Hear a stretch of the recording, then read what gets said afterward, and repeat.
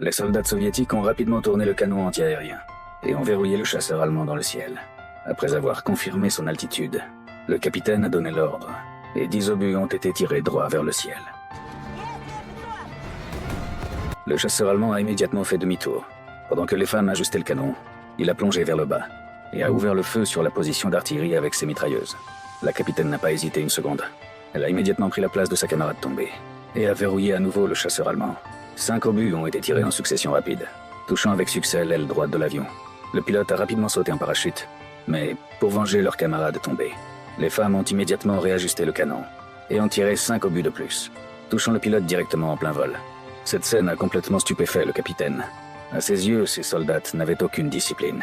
Furieux, il a fait irruption dans leur dortoir, mais leurs cris ne l'ont rendu que plus en colère. Sans moyen de libérer sa colère, il n'a pu qu'aller couper du bois pour se calmer. Pourtant, après cette bataille, le capitaine n'a plus jamais douté des capacités de combat des femmes. Pour les laisser se détendre un peu, il a accordé un jour de congé aux soldats.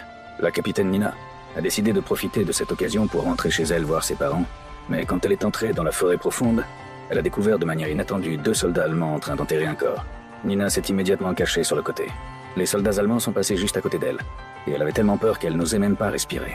Après leur départ, elle s'est précipitée au camp et a rapporté la situation au capitaine, sur la base du fait que les soldats allemands transportaient des explosifs. Le capitaine a immédiatement réalisé que leur objectif était probablement de faire sauter la voie ferrée. Alors le capitaine a sélectionné d'urgence 5 soldats et les a conduits dans la forêt profonde, se préparant à stopper l'opération allemande.